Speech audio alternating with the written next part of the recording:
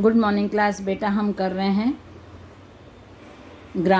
ये जो सुमित्रानंदन पंत की कविता है बे आँखें, उससे संदर्भ प्रसंग व्याख्या हम कर रहे थे। एक हमारा हो गया था, दूसरा हमारा था घर में विधवा रही पतोहू लक्ष्मी थी यद्यपि पति घातिन। ये वाला हमको करना था। तो इसका संदर्भ प्रसंग आपने लिख लिया था। संदर्भ में वही आएगा और प्रसंग में आ जाएगा। प्रस्तुत पद में कवि ने अपनी विधवा बहू के बारे में, विधवा बहू के दुख के बारे में बताया है या व्यथा के बारे में बताते हुए कहा है। अब आप व्याख्या लिख लीजिए। व्याख्या में है कविता वे आँखें में, कविता वे आँखें में कवि के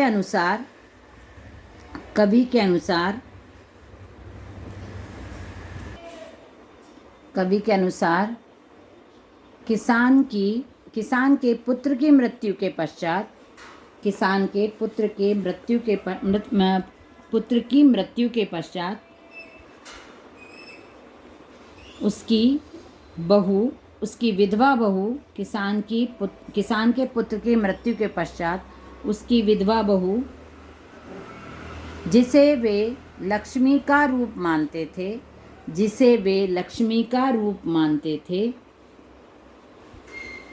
पति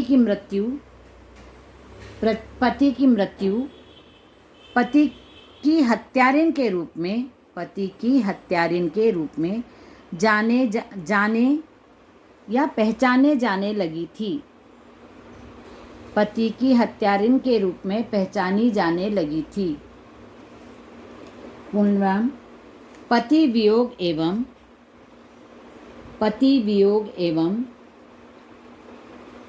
पति के हत्या के दोष के कलंक, पति की हत्या के दोष के कलंक,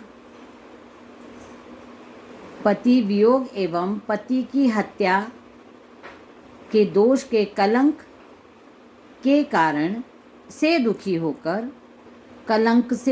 होकर बहू ने भी आत्महत्या कर ली या बहू ने भी अपनी जान दे दी। ये हो जाता है। उसके बाद हम 5th वाला क्वेश्चन कर लेते हैं। घर में विधवा रही पतोहू खैर पैर की जूती, ये वाला कर लेते हैं।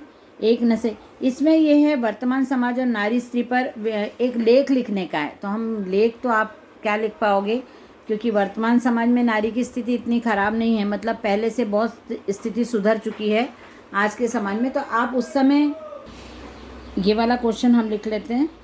तो मैं आपको एक टिप्पणी जैसे लिखवा देती हूँ, क्योंकि वर्तमान समय की स्थिति के अनुसार आपको लेख लिखना है तो वो तो आप नहीं लिख पाओगे। आप एक टिप्पणी लिख लो।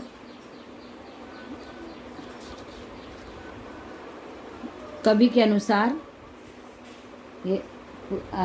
अनुसार पुराने समय में स्त्री की दशा दयनीय थी। उन्हें पैर की जूती के समान समझा जाता था। जिस प्रकार जूती खराब होने या टूटने पर बदली जा सकती थी, उसी प्रकार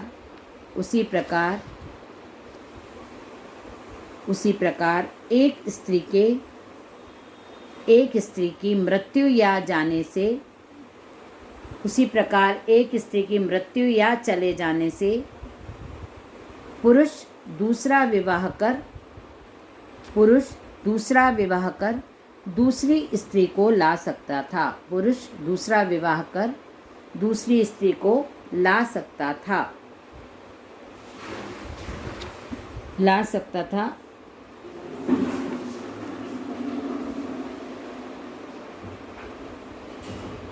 वर्तमान समय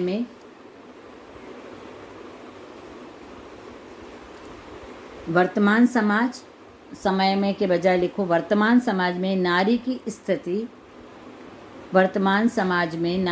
स्थिति विचारणीय है, नानी की स्थिति विचारणीय है। नारी को मान सम्मान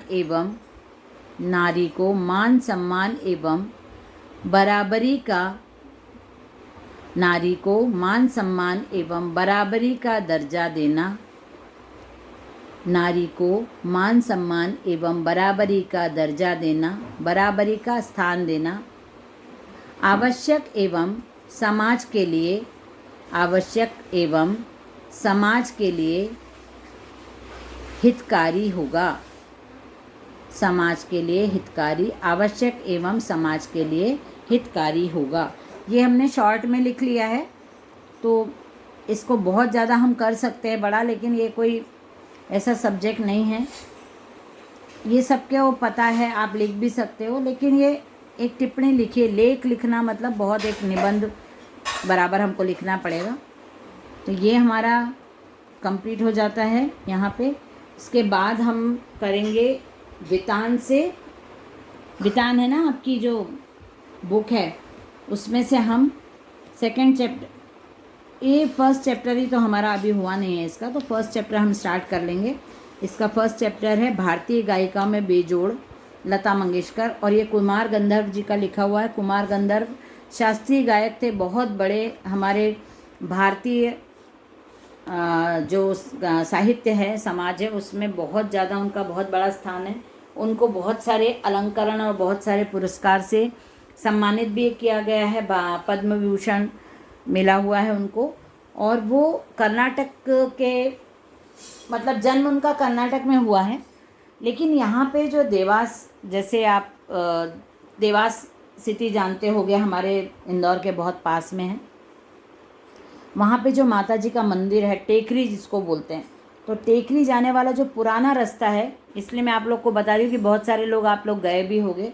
और बहुत साल पहले मैंने उनका, कुमार गंधर्व जी का घर वहाँ पे देखा है। वहाँ पे उनका एक बंगला है, जो पुराना रास्ता है टेकरी पे जाने का, जहाँ से पैदल चल के लोग जाते थे, वहाँ पे इनका बंगला था। और जब भी वो मध्य प्रदेश आते थे तो वहाँ रुकते थे।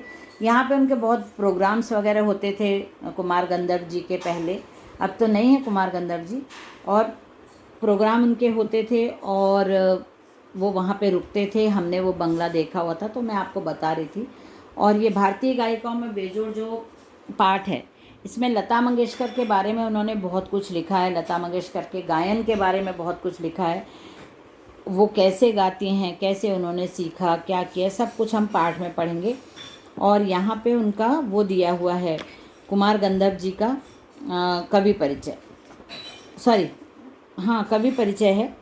उनका जन्म 1924 में हुआ था, 1992 में उनकी मृत्यु हुई है, और कर्नाटक के बेलगांव में इनका जन्म हुआ है। और इनको लोक धुन, मालवा की लोक धुन, मतलब जो हमारे यहाँ की, इसीलिए वो यहाँ जब रहते थे ना, तो इसलिए उनको मालवी लोक धुनों से भी बहुत प्यार था। हिंदुस्तानी शास्त्रीय संगीत के बहुत समझ थी उनको, और कबीर के पदों को उन्होंने बहुत अच्छे से गाया है, प्रस्तुत किया है। उनको कालिदास सम्मान और पद्म विभूषण, बहुत से सम्मान और दूसरे भी प्राप्त हुए थे। तो ये हम कुमार गंधर्व जी के कविता के काव्य परिचय के बारे में हम समझ चुके हैं। और उसके बाद हम अपनी नेक्स्ट क्लास से स्टार्ट करेंगे भारतीय गायिकाओं में बेजोड़ लता मंगेशकर जी के बारे में है। और पूरा उन्होंने जो फिल्मी संगीत दिया, और यहाँ पे कुछ वाद्य यंत्रों के बारे में भी, कि उनके कैसे सुर निकलते हैं, कैसे, ये सब दिया है पूरा। हम जब पढ़ेंगे तो हम इसको पूरा अच्छे से प्रॉपर समझ पाएंगे।